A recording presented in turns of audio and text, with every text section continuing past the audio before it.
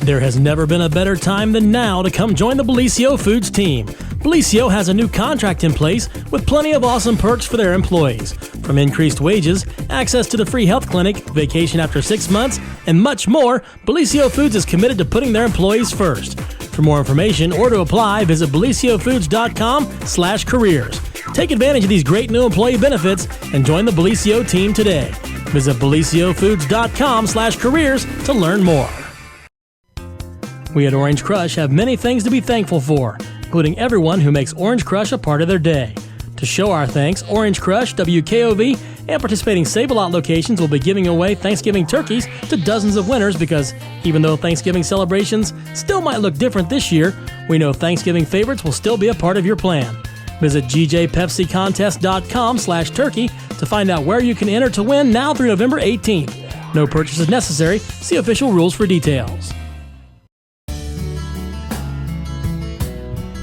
Never have our community heroes been more worthy of recognition than today, and Wendy's is here to show thanks for all they do with a free breakfast for a year giveaway. Starting Monday, November 15th through December 9th, we want you to nominate the individuals you feel have gone above and beyond. Just go to yourtotalmedia.com/communityheroes and give us a line or two about why someone you know deserves free Wendy's breakfast for a year as part of Wendy's Thank You Thursdays campaign throughout this holiday season. That's right, our community heroes have the opportunity to win free breakfast for a year from Wendy's, which includes a delicious breakfast combo. We'll select a community hero every week on Thursday, and you'll hear their inspiring stories on the air. You can nominate anyone who's made an impact in our community. Wendy's wants to reward our dedicated and hardworking individuals because these heroes have kept our communities together and running. Make your nomination today at yourtotalmedia.com/communityheroes, and Wendy's will be providing free breakfast for a year to those deserving individuals.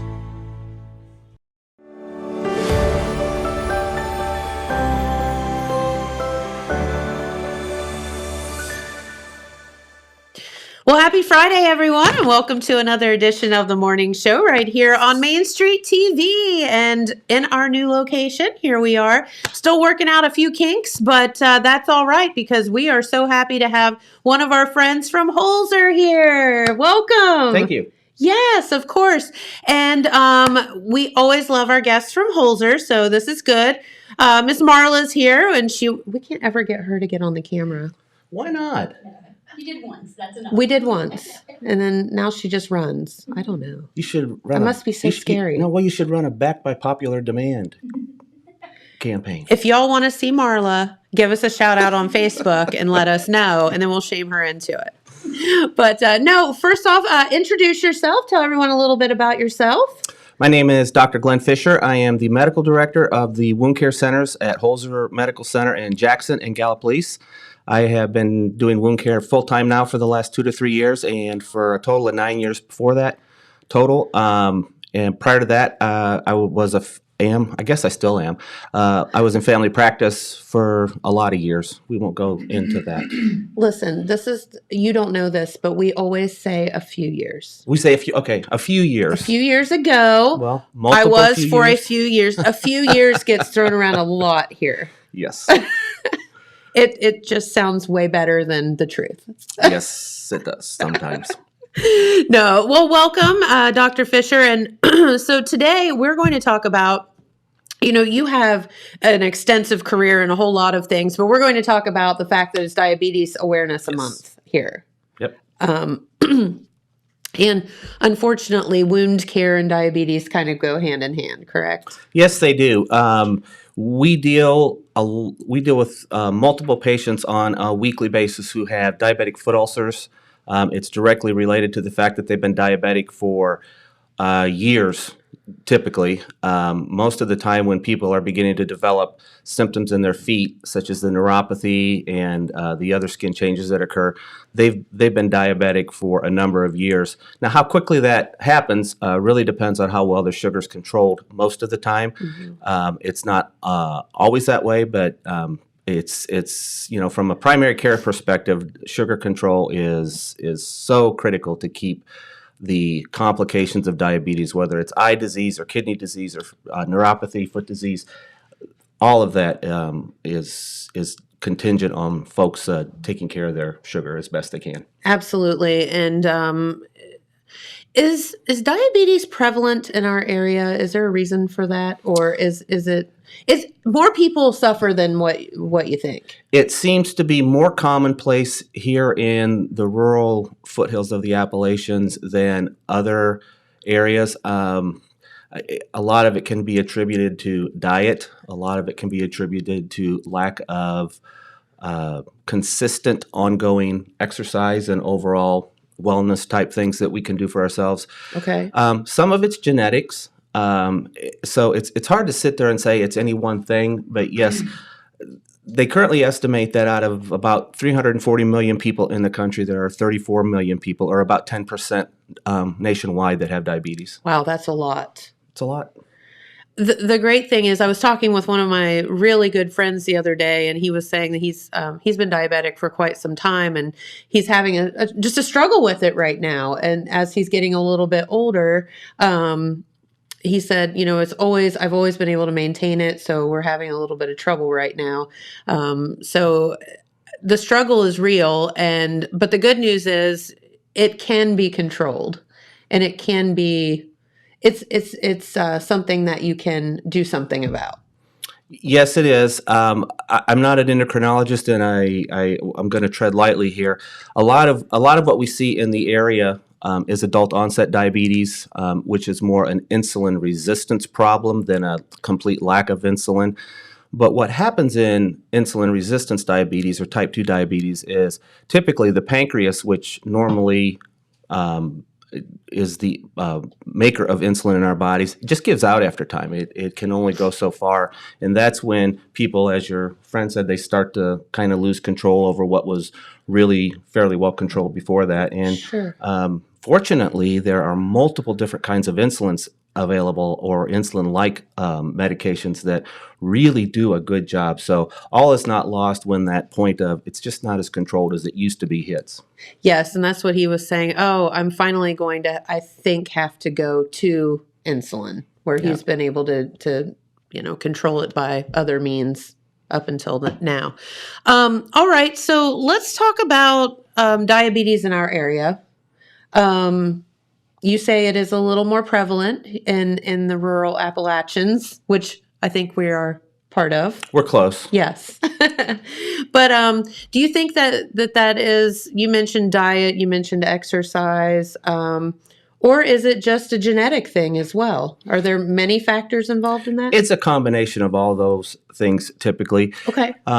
You have some people who clearly are consuming more intake than what they need. Mountain Dew? Yeah. It's crazy. You have people walk in and they are, they can't understand why their sugar's up, and they're going through a case of Mountain Dew or Pepsi, or pick your winner. Whatever it may be. Whatever it is, and there's 150 calories in a can of pop, and you're drinking 10 or 15 of those a day. That's you don't need to eat. If you're drinking that many calories in beverages. So, there's a huge issue with what we're taking in, and it's one of those things: education. Yes. We used to think that the artificial sweeteners were wonderful, and there is evidence coming out that may not be the case. That may actually make it harder to control diabetes using the diet pops. Yeah. And I'm not the expert on that. Never heard that before. I've seen a couple of articles on it. You're better off just staying away with, if it's not unsweetened completely or it's not water, it's, it should be the exception and not the rule. Well, and you're right. And listen, there's so many alternatives out there now with the seltzers, and you can get that feel of a soda without taking in all that sugar and whatnot as well. And I've tried to, my husband laughs at me. He's like, why are you drinking that fizzy water? I'm like, it's just an alternative. It just gives me something. So just shut up. Well, I think I'm with your husband on that one. The fizzy waters, they don't do it for me. I just soon have a glass of nice cold ice water or That's tea. how he is. I'm like, it's just it's something interesting to drink on top of water. Yeah. So. And again, that's not to say you can't have something with a little sugar in it. It's just it's everything in moderation. Don't drink a case of Mountain Dew a day. Don't drink a case of Mountain Dew. Or Diet Mountain Dew a day. Or even Diet Mountain Dew. Yeah. Yeah, everything in moderation, right? Okay, so let's talk about you mentioned eyesight and you mentioned wounds. And diabetes, those are two of the main things that you hear that affects, but you're here from the wound center, so kind of like to focus on that a little bit if you don't mind. What are some of the things that okay, number one, why do wounds and diabetes go together? Wounds and diabetes go together for a couple of reasons. As one has diabetes for usually a number of years, and it depends greatly on how well it's controlled. A couple of things happen, particularly in the feet, and that's where we see most diabetic ulcers are in the feet. They will happen elsewhere on the body, but the most common place is the foot. And it really makes sense if you think about it. A couple of things happen in the foot when an individual has been diabetic for a while. The first thing that happens is the small nerve endings that go to the foot begin to lose their ability to do their job. And people develop what's called neuropathy, or lack of ability to sense any feeling on the bottom of their feet in particular. The bottom? The bottom of the feet is usually where we see these, because people are putting pressure on the bottom of their feet when they're walking, Sure. and they can't feel it, so they don't know what they're doing that's hurting their foot. Why does diabetes attack the nerves in the foot first? Or why does it attack the nerves to begin with? Well, I don't know that anybody knows that for sure. Okay. There's a sense, obviously, lack of sugar control is hard on a number of issues, but there is an ongoing problem with the elevated levels of sugar do things to different cell types in the body that we simply are not aware of. Okay. The other thing that happens in the foot is we begin to lose our sense of our ability to secrete oils and sweat from the glands that keep the skin moist. So the skin begins to dry out and get really hard. When the skin gets hard, it can get quite brittle and split. And you can get splits in the skin that, because you're neuropathic, you don't feel, and you're set up for getting a wound. Is this why you see creams and things that are designated toward diabetic patients? Because I've seen that Yes. in the pharmacy and whatnot, and I never understood why there were things pushed toward that. There are creams out there, and you have to be careful and do your research and figure out which one's best for you. And I would ask your doc if you Sure. aren't for sure, but. Yes, that's why we recommend frequent moisturization with Gotcha. Makes sense. creams and lotions to the feet, because we want the skin to stay as well lubricated as possible. Okay, that answered my question. I always wondered that, and I never knew why. So thank you. That's why we do it. Okay.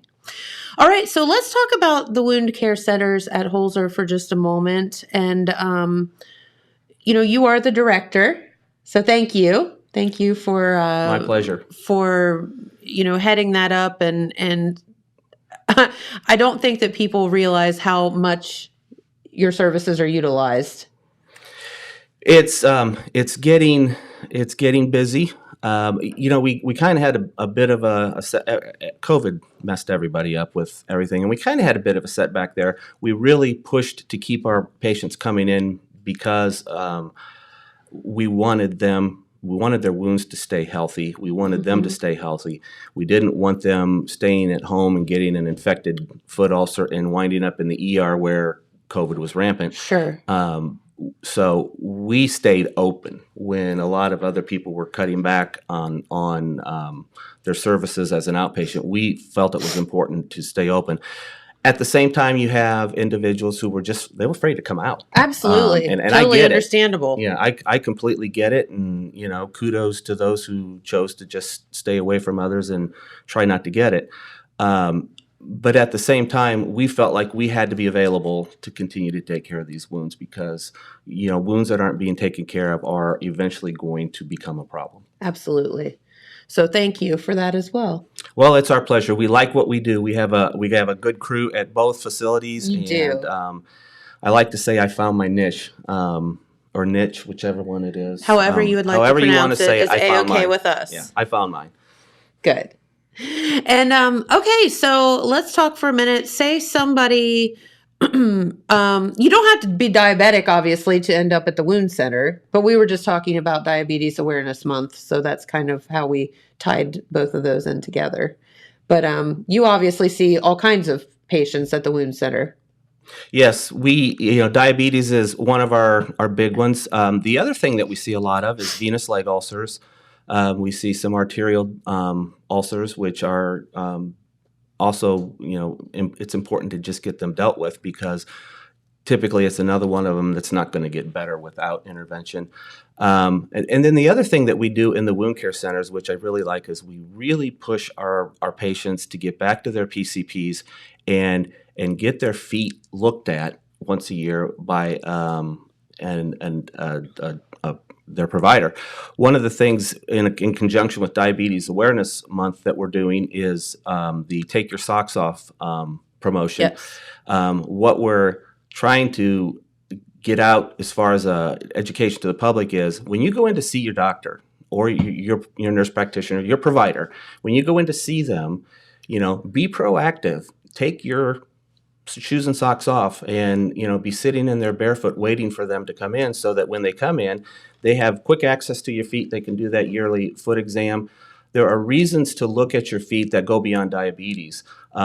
Some make the argument that if you're over 65 you ought to have a yearly foot exam because there are physiologic changes in the feet that are associated with just getting older that can put you at increased risk of having a foot problem or a foot ulcer. Really? And, it's just one of those things that you don't think of. You go to the doctor and you typically go for a certain reason, and you don't think, well, I'm going to take my shoes off and have them examine my feet. That's just never crossed my mind. Yeah, and it's one of those things. I like to tell the story. When I was in family practice, I had a diabetic patient coming in, and it was time for his foot exam, and he walks in with army boots halfway up his legs, tied off, all laced double up. knotted, and I'm sitting there thinking, how am I going to do this? And it's so easy to just say, oh, next time. But if patients will help their providers out by being ready, and even if the nurse doesn't ask you, if it's been a while since somebody looked at your feet, take your shoes and socks off and say, hey, doc, can you take a look at these feet for me today? So here's the thing. With your medical care, you need to be your best advocate. Absolutely. You need to speak up because the doctors, while are very talented and brilliant, are not mind readers, and they don't know what you're thinking. So if you think that your feet should be looked at, say, I want my feet looked at while I'm here. Absolutely. And not don't be embarrassed. Don't be afraid. Yeah, just speak up. Speak up. And not to beat the diabetes horse to death, but I had a situation recently. It's particularly important for diabetics because a person who's diabetic, their eyes have to be their nerve endings because they can't feel what's going on with Correct. their feet. And sometimes there are things going on in spots they can't see. For example, I had a patient, it's been within the last several weeks, who was coming in for his foot ulcer, and I just happened to look at a callus that was nearby, and I noticed something that just didn't look quite right, and so I got to, looking it over a little closer and wound up pulling half of a staple out of his foot. He didn't know it was there. Holy moly! Yeah, we've had people walk in with thumbtacks in the bottom of their foot. It's amazing how important it is to be, number one, looking at your own feet as best you can, and number two, having a doctor or again a practitioner. I'm not trying to diss anybody today. You have your provider look at your feet, at least once a year. Okay. Save a world of hurt. Well, listen, this is one of those where prevention is key. Be proactive, not reactive. All of those things that you say is so important when it comes to this. Absolutely. All right, so let's talk about Anna for a minute. Anna is another campaign that has been launched in conjunction with... We have a little paper here. We have a little paper here. Yes, You can't see Anna. it, but this is Anna. Anna's a lady. Yeah. She's probably, I would say, middle-aged. Wouldn't you think? It's hard to say. They didn't put her eyes and nose on. She's got a cane. She's a little older than middle-aged then, because... I say Anna's in her 70s. But anyway, this is... Anna had a wound and came in, and it was a diabetic foot ulcer, and it's this campaign is designed simply to make, again, people aware of the need to have their feet looked at. One of the things that we have seen, I mentioned earlier that we stayed open and tried to see patients, but patients were still afraid to come out because of COVID. Since COVID hit, amputations have gone up 50%. And it's because people are afraid to come in and get their wounds taken care of. This is a national statistic. Yeah, this is a national statistic. This is not local, although we're part of the country, so Sure. it's probably here too. I don't know of any specific data locally, but nationwide, the amputation rate has gone up 50% since pre-COVID levels, and it's because patients are, presumably patients have been reluctant to come in regularly. They didn't want to get exposed, and sick people go to hospitals and clinics, and I get it. Yeah. But the reason it's important from a wound care standpoint, and this is where I will put in a plug for wound care centers in particular, the amputation rate can be decreased by as much as 50% if a patient is under the care of a wound care center. So getting those ulcers taken care of in a timely fashion according to standard of care protocols will significantly decrease the rate of amputation. Okay, so we need to do that, and those statistics are staggering and scary, terrifying. Well, frankly. yeah, particularly if you think about the fact, as I said earlier, 34 million people roughly in the country have diabetes. 1 in 4 of them at some point in time is going to get a foot ulcer. Wow. So do the math. 34 divided by 4, what is that? 8.5 million? Yeah, something like that. Something like that, yeah. Yeah. So we've got work to do. Wow. Well, it keeps you in a job. Well, I could stand to be a little less busy. Right. I'm getting a little, how do they say it, long in the tooth? Long in the tooth, Yeah, yes. I'm getting a little long in the tooth. The R words come up a time or two. Retirement. But I'm not ready to go. You can't retire. I'm not ready to go. You can't. There's wounds to treat. Yes, there are wounds to treat. All right. So, so here's the thing, and this goes back to people being their own advocate and whatever. I don't know why we as human beings are this way, but I feel like we're afraid to say something sometimes, or afraid to admit you need help. So when does somebody say, you know what, I have something on my leg or my foot, I can't ignore this anymore? How do they know when to come in and see you at the wound care center? You know what I tell my patients, and I used to tell them this in family practice, I tell my wound care patients this all the time. Stay vigilant, particularly if you've had a wound. Keep an eye on the spot, because the other statistic that is mind-boggling, I was just at a conference and they talked about this. When you've had a wound and it's healed, it takes the body goes through a process once the skin has closed where it remodels underneath where the wound was to make it stronger, to make the tissue stronger. And it gets up to about 85% as strong as it was before the wound ever happened. But it can take as long as 2 years to do that. Oh. So, what I like to tell my patients is stay vigilant, keep an eye on that, keep it well moistened and well lubricated so it doesn't dry out. And if you have the least inkling or suspicion that something's going wrong, or it doesn't feel right, or it doesn't look right, get back in here or get to your doctor and get it attended to sooner rather than later. If we can catch them early, we stand a much better chance of getting things taken care of. The statistics as far as chronic wounds are pretty sobering. If a wound has been there for weeks and weeks and weeks, the chances of it healing are not good. Okay. Whereas suppose if we can catch something that's been around for 1 or 2 or 3 weeks, we stand a really good chance of getting that one taken care of. So as soon as you think something's not quite right, get a hold of your provider or get to the wound care center. Again, we don't require referrals.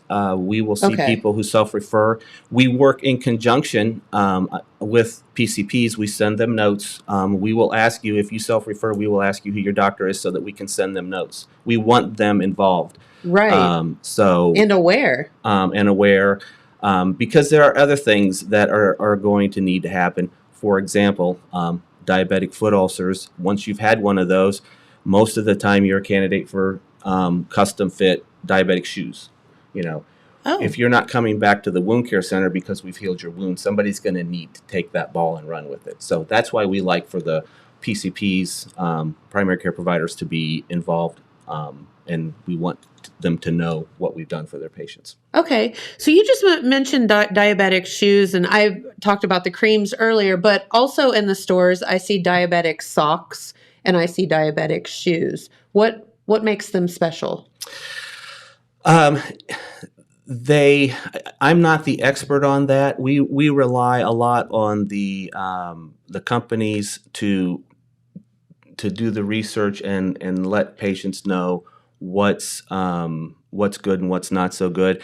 And again, that's one of those areas where I tell patients, be your own best advocate. Do the Yes. research. Not everything that says it's diabetic is diabetic. Right. The big thing, the socks, I honestly don't know much about. The shoes are where we really push to have patients addressed. Patients with diabetes have other changes that can go on with their foot that require a specific molding to take the pressure off certain areas of the foot. So we rely on the orthotics folks, and unfortunately, it's one of those areas in our area where there just aren't a lot of them, and people wind up having to go to Huntington and bigger cities to get that done. It's unfortunate. We used to have a couple people in town, but I'm not aware of anybody that still has an office locally. Speaking of a niche, there you go. There you go. Somebody wants to open up a business. Get on it. Get on it. That's right. Okay, so back to what I was saying earlier, you're not going to shame someone if they have a cut on their foot and they call you and they're nervous. Oh, you no. would rather them come see you and say, "Hey, this is just a cut. This is Yep. how we're going to treat it." Yep. And I keep telling my patients, if something starts to break back down, get to me sooner rather than later. and patients, I've had several that have come back recurrently, and they needed to come back, and it's a matter of weeks, and they're healed up and on their way. So That's what you love to see. that's exactly. We want them. The longer something festers, the more of a problem it's going to be. And the issue is there typically, if you have an open wound, wounds just don't sit on the surface and wait for somebody to see them. They are aggressively, they can get infected. The bacteria are diving deep. You can run into bone infections after they've been there for a while. There are just a lot of things. You don't want to sit on a wound, and we've got a lot of folks who like to just treat them like they do their animals at home, and it's just not the best way to do things. Don't go to the Tractor Supply and inject yourself with penicillin, please. don't do that. I've heard of that. Or don't use your horse liniment. Yeah, Come see us, please. although I have been guilty of that. Well, I have too, but we won't go there. We won't go there. Fly spray. Yeah, no, don't do that. None of that. Don't do that. But no. Okay, so please get to the wound care center sooner than later if you think you need help, and no one's going to shame you, and it's you can't ignore it. It's not going to go away. You can't ignore it. It's not going to go away. And sometimes there are things hidden underneath what looks to be a normal foot or a normal callus that aren't normal. We've had that happen before too. Well, all us thumbtacks and staples in your thumbtacks foot. and staples. But You just, and again, it goes back to having that checked. Oh, and one other thing that we talked about the foot exam. Yes. Some people will come in and say, well, doc, you know what? I got arthritis. I can't get down there to see my foot. fair. The easiest way to look at the bottom of your foot, if you can't get your foot up to see it, is to put a small mirror on the floor and then just put your foot over the mirror, and you can look down at the mirror and see the bottom of your foot. Problem solving, problem 101 solved. here. But somebody, or if you have somebody in the family, just look at it. But that's the key. The key to staying out of my office is to take care of your feet if you're a diabetic. Right. All right. So, what are some of the while you're here, and we have your attention? What are some of the other wounds? I know you mentioned some leg ulcers, things like that, but there would be other wounds that you would see at the wound care center, and we'd like to talk about that for a second while you're here, if you don't mind. We also see venous leg ulcers. Those are exactly what they are. The descriptor says they are. They're ulcers that occur because people have problems with venous inflow or venous outflow from the leg. The veins in the body bring the blood back to the heart. Arteries bring it away from the heart down to the feet. So when the veins start to not work right, and basically you can think of your veins as having valves. They're one-way valves, and so the veins have to work to push blood up against gravity. So their job's a little bit harder. Those valves will wear out as time goes on, Okay. or they can, and so the fluid will kind of sit in the legs, and it will seep out of the veins and get into the soft tissue. When you accumulate enough soft tissue fluid and it stays there for a long enough time, that will cause the skin to bubble up or blister, and then you peel off and you've got a wound. I see. Typically, the worse the venous insufficiency is, the more prevalent the ulcers are. It's another issue where the way to keep from getting them is there are some surgical procedures that can be done to help the veins, but a lot of the time it's, elevate your legs when you're not up moving around. Compression stockings will sometimes help some people. But it's another one of the types of wounds we see that it's a bit mind-sobering because 60 to 70% of them can recur. And it's very frustrating for patients because they can be quite painful. I'll bet. Arterial ulcers are another one. It's an ulcer that happens because there has typically been trauma to the skin, and there is decreased blood flow from the heart to the extremity, and it's related. The wound develops, and because of the lack of blood flow, it just doesn't quite heal up. You have to have blood flow to a wound to get it to heal. And oftentimes, these patients have upstream blockages, which are decreasing the blood flow. It's almost like the blockages you get in a heart. Okay. When you've had a heart attack, they go in and put a stent. They can do the same thing in the leg. The interventional radiologists and the other folks who do those things can fix the problem so that we can restore blood flow.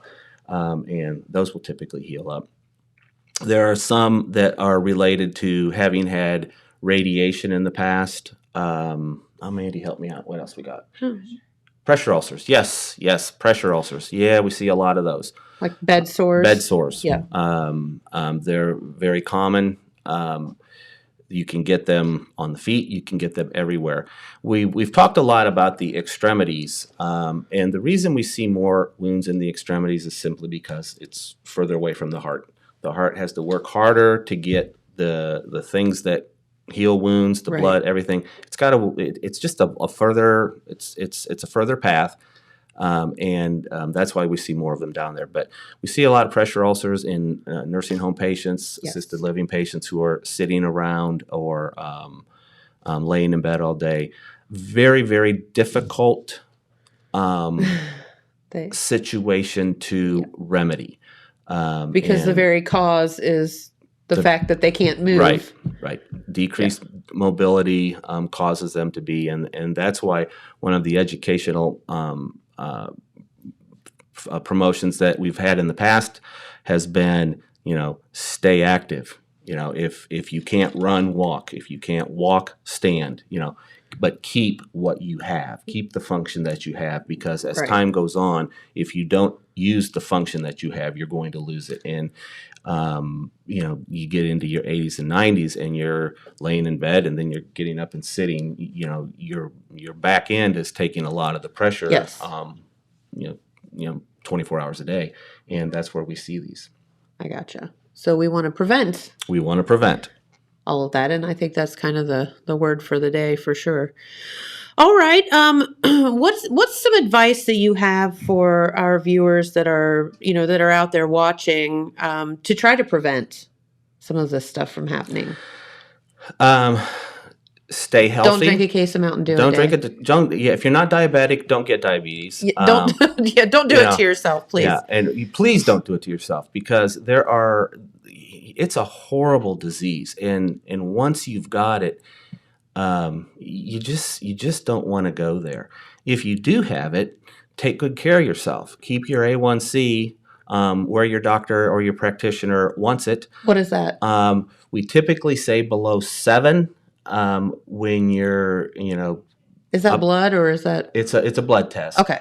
The A1C is the hemoglobin A1C is basically the standard test now for following how well sugar is controlled. Okay. And we like for diabetics to have normal in an individual who's not diabetic is below 6, usually about 5.5. We like for it in diabetics to be below 7. Senior citizens, we usually let them run about 8.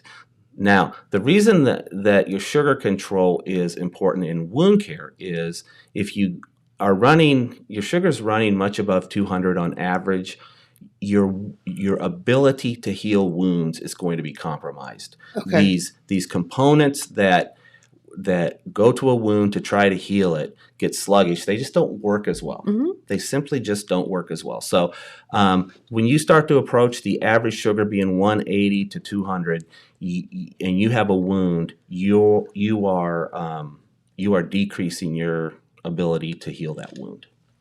That makes sense. So don't go there. Don't go there. Yeah.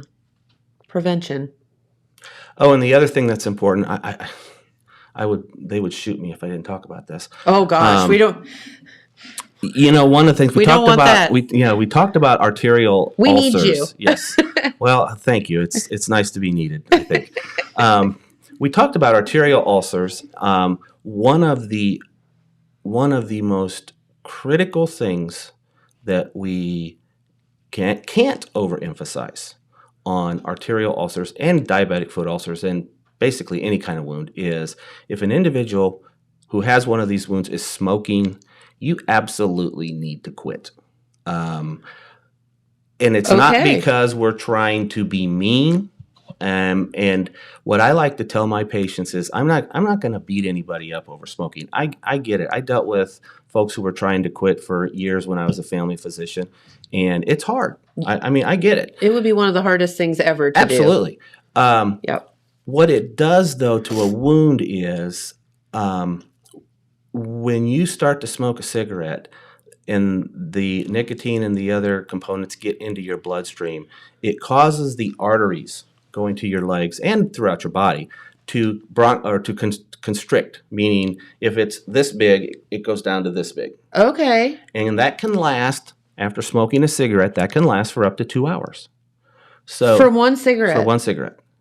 So if you're smoking a pack a day, that's a cigarette on average every 45 minutes while you're awake. You are clamping your arteries down and decreasing the blood flow to the wound perpetually while you're awake. Oh my gosh. Yeah. So, what I try to tell and what the message we need to get out is smoking significantly decreases the ability of a wound to heal. Simply because it cuts the blood supply and the really small arteries, which are the ones, by the way, going to the wounds. Well, that just sounds horrible all around. I mean, if you have heart problems, if you have any kind of thing, then the smoking. Yeah. You just got to quit. Okay. He said it here. I said it here. He said it. Got to quit. No. There's no way to sugarcoat that one. You just got to quit. I mean, it's, and we're getting better tools to help people quit.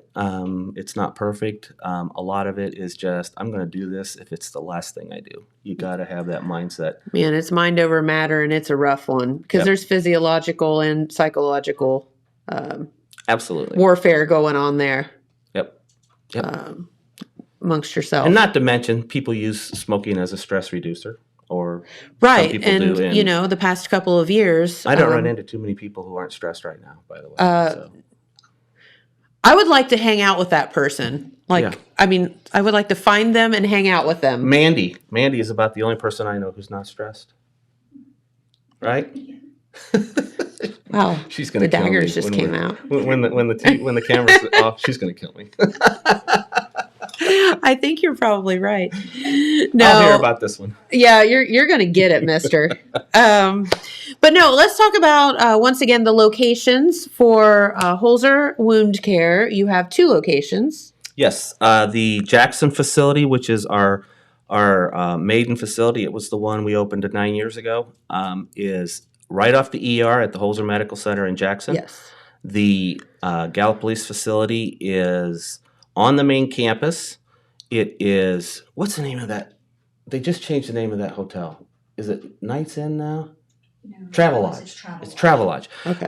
We just built this building 2 years ago. It's not in the hospital per se, but it's right next to it. It's if you're coming down Jackson Pike, and it's right behind the Travelodge. Okay. And there's a big sign, you can't miss it. It says Wound Care Center. Okay.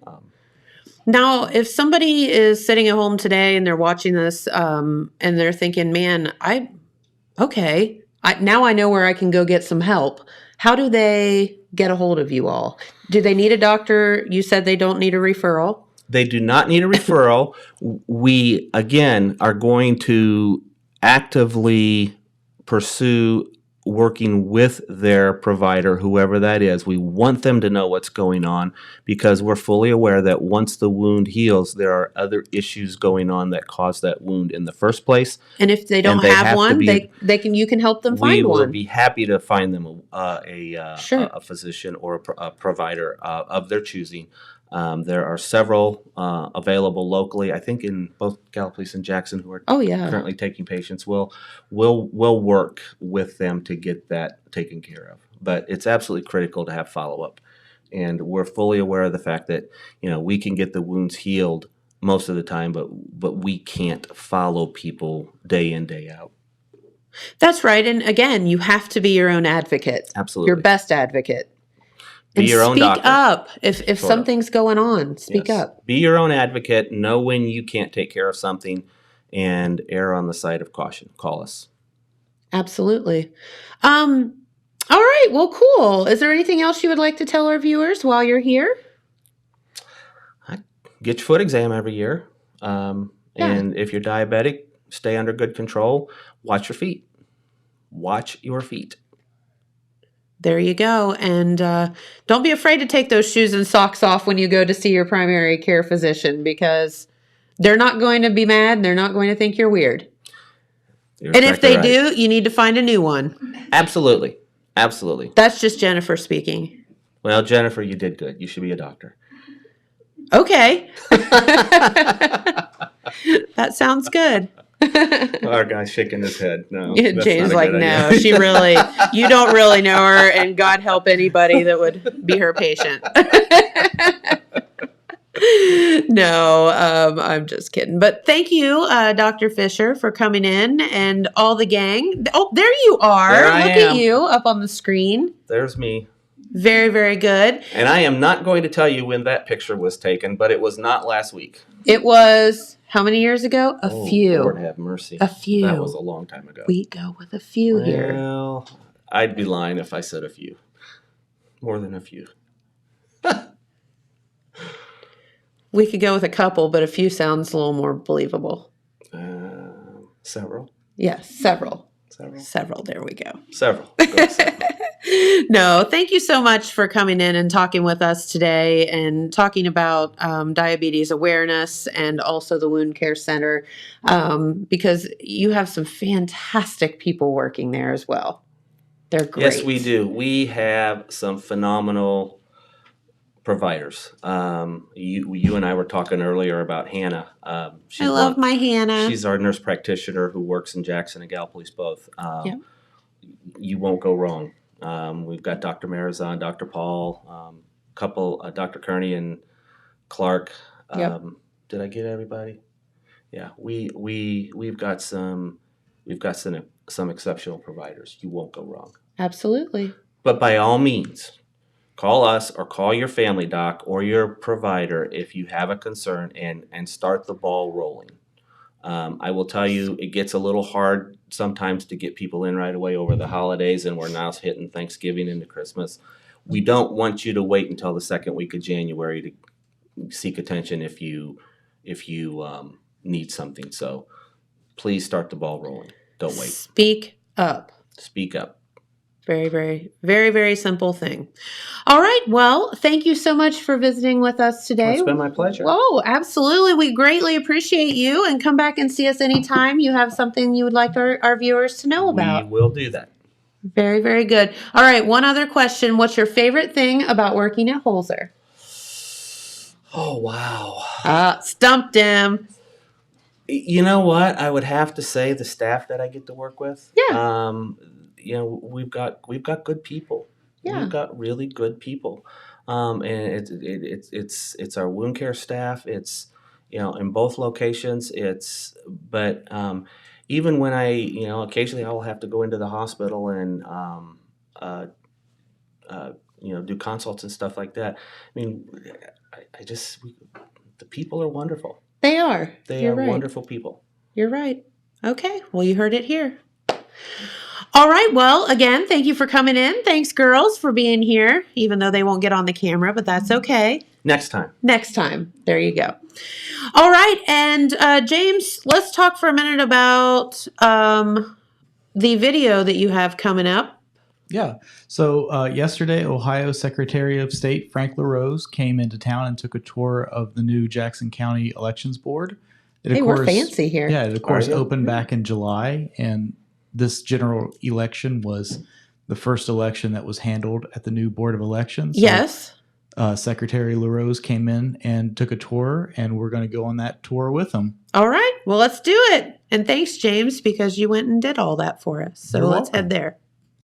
I've been to your old board office probably 3 times, 2 or 3 times, I think. Yep. And I remember it was this whole collection of little disjointed rooms and separated by halls and everything. So I'm excited to see the new facility. It used to be a car show. Where you want to start?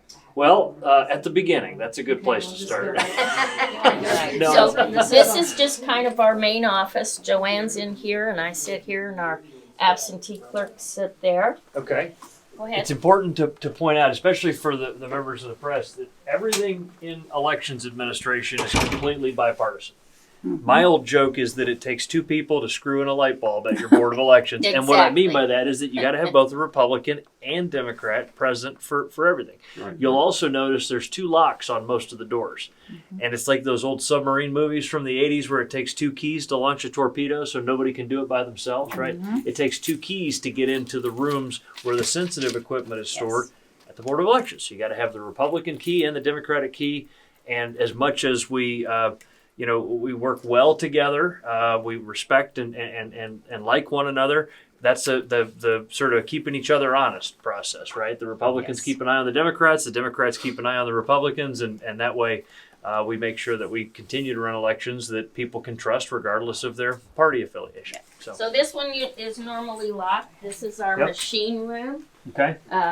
We have our ballots from the November election locked and sealed right there. Okay. These are the unused ballots.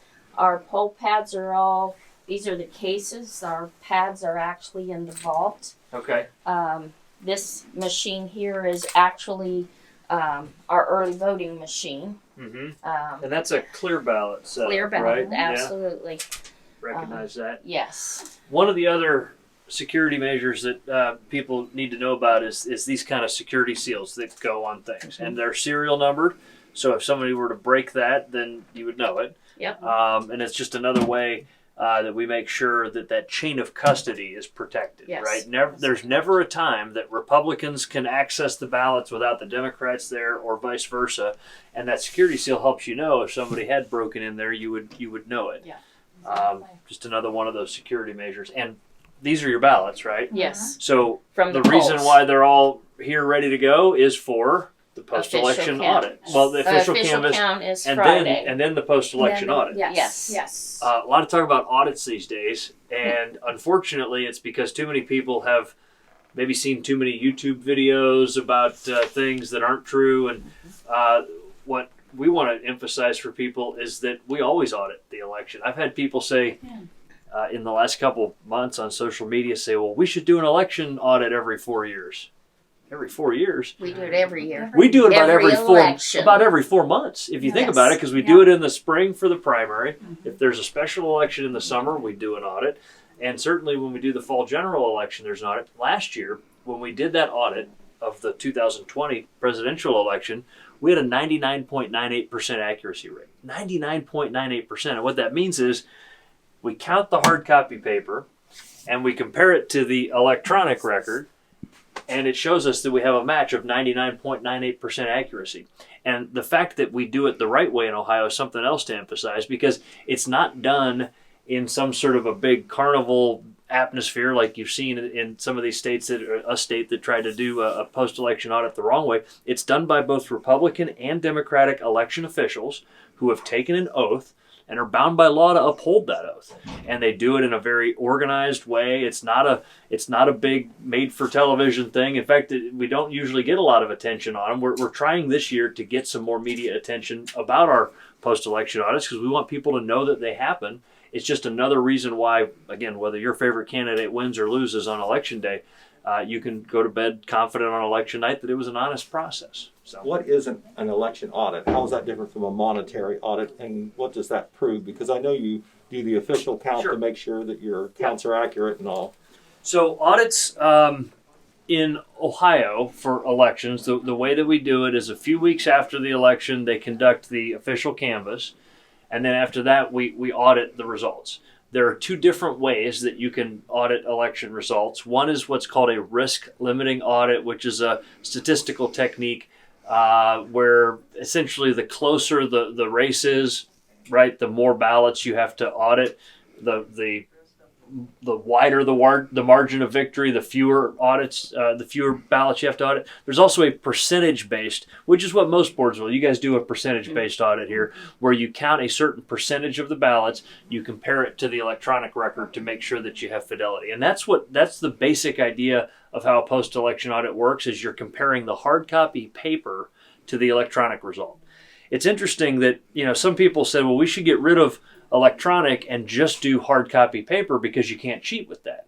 Well, ask Chicago in the 1960s if people can cheat with paper, right? I mean, anything that involves humans has some opportunity for people to do the wrong thing. So the fact is, we don't just have an electronic copy or just a paper copy. We have redundant. There's two copies. So when you cast your ballot, whether it's early voting, absentee voting, or election day voting, there are basically two records created.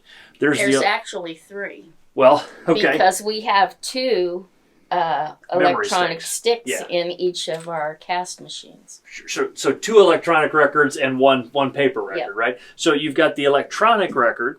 And why do we do that? Because we want to know the results on election night. I mean, if we didn't have electronic tabulation, if you had to hand count all these ballots, maybe not here in Jackson County, but up in Franklin County and Hamilton County and Cuyahoga County, you wouldn't know the winner until Thanksgiving. Right. I mean, it would take a long time. So, yes, we have the electronic tabulation so that we can give you that result accurately and quickly on election night, but we also go back and count the paper.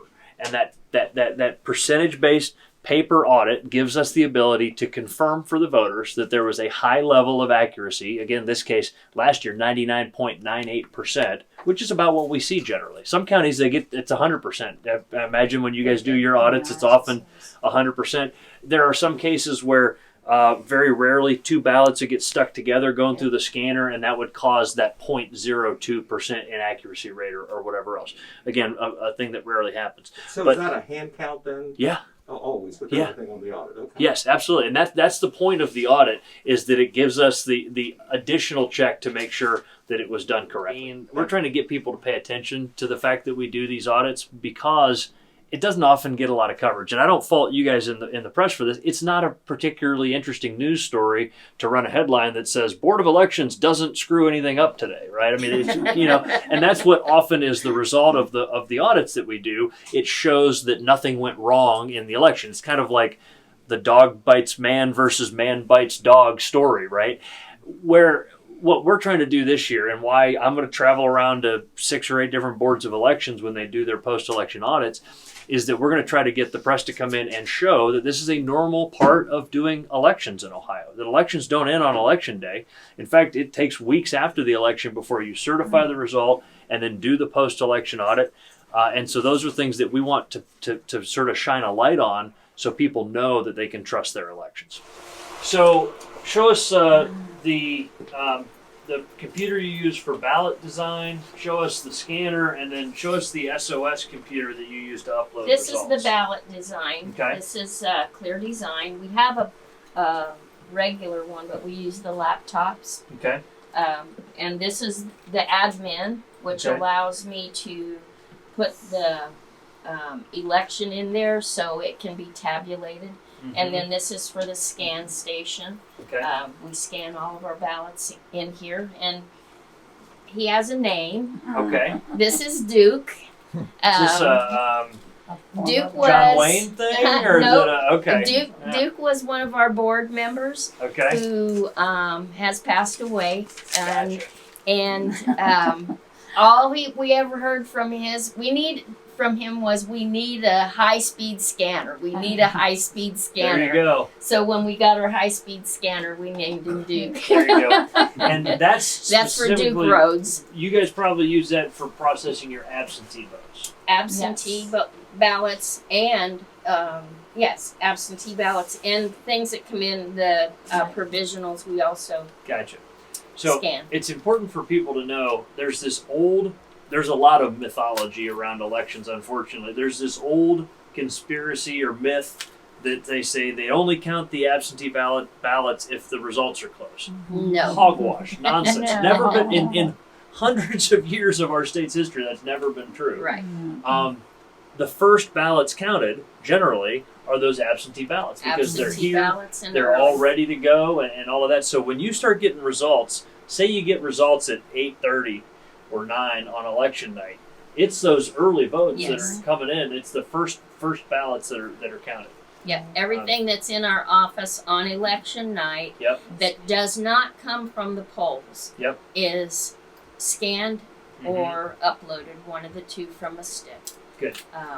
Let's talk about air gap too, because it's important. Although Ohio's really led the way on cybersecurity, and that thing that you're leaning against over there is some of our server racks. We were the first state in the country for every board of elections to reach this standard that we set for cybersecurity. What that means is that everybody switched to a .gov domain. We required all the boards of elections to have an intrusion detector so that we can monitor 24/7 if there is malicious code coming into their website.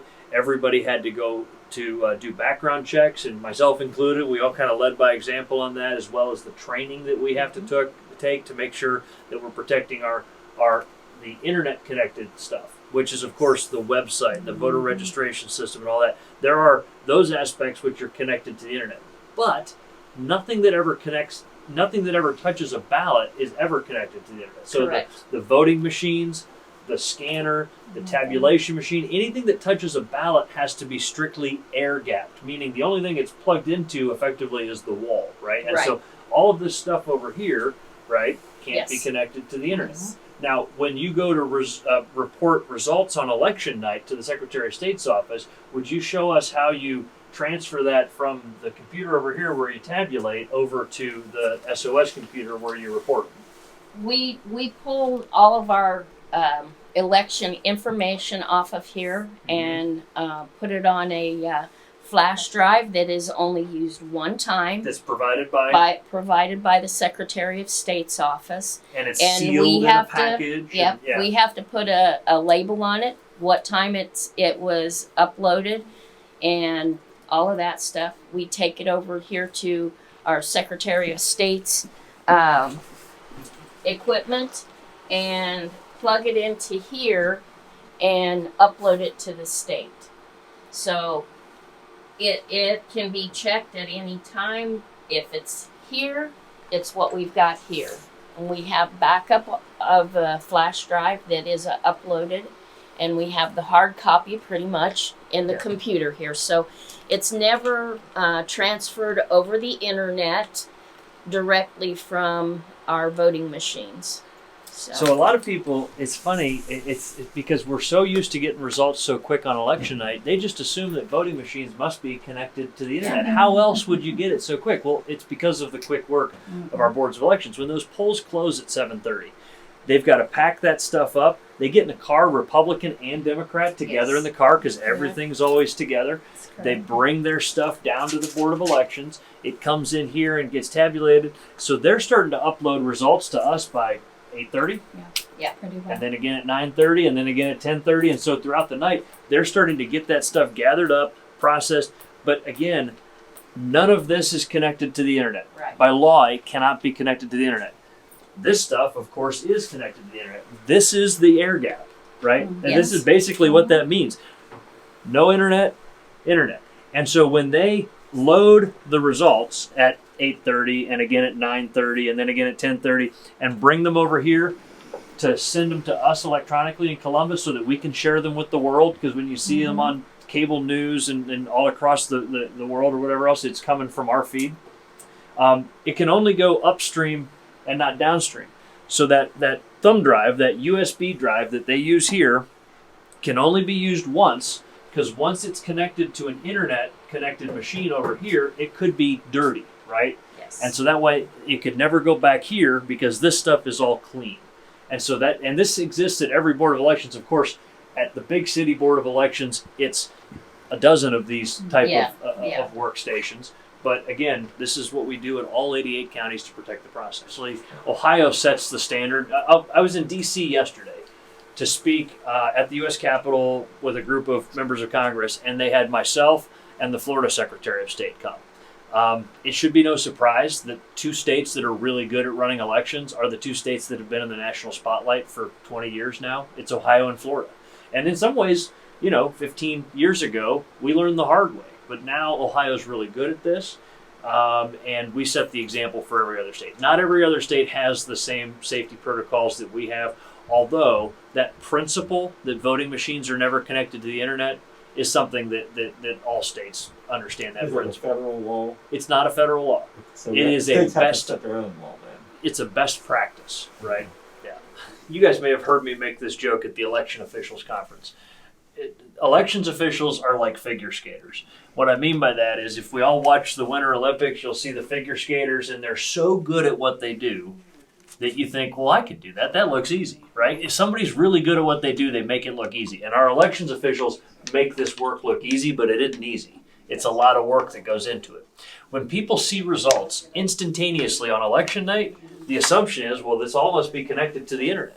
And then, that assumption also brings along with it, somebody must be able to hack it, right? And so people come up with this thing. And the other unfortunate thing is that there are people out there that intentionally pass along false information. They do it for self-serving reasons because it benefits them politically. They do it because they want to try to make money.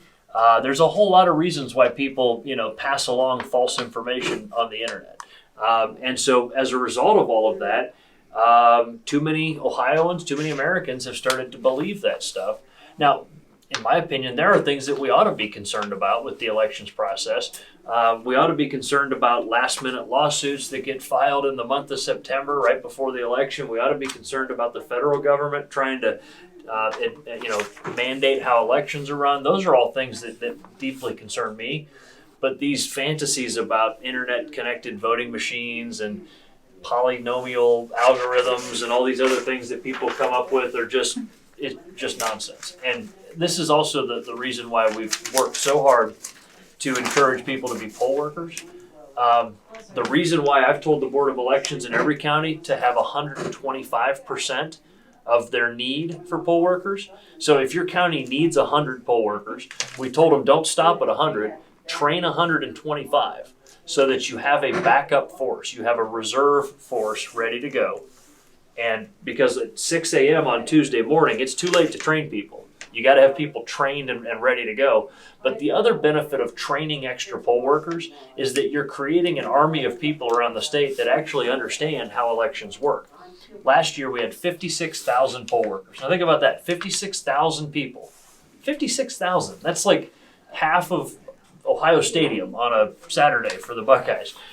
56,000 people trained and actually educated on the nuts and bolts of how elections work, so that they can be truth tellers and they can lean over to their friend in church and say, hey, that email that you sent me yesterday, you shouldn't send that along to anybody else because it's false, right? That kind of thing really makes a difference. The two ladies that taken the tour here, the director and deputy director, they're both retiring at the end of June. Were you aware of that? I was, Okay. and we're going to do our best to lose their retirement paperwork. So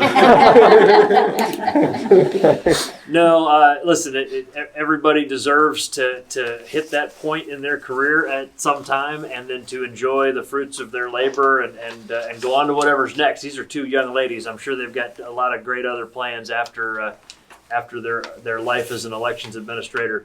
But part of that is to make sure that we bring in new people with the right amount of time to train them and help them learn the process and that kind of thing. And I know that they have a plan in place to do just that. Next year's going to be challenging. I mean, we faced 2020 was probably the hardest election that we've ever run. In 218 years of Ohio's history, it's probably the hardest election that we've ever run.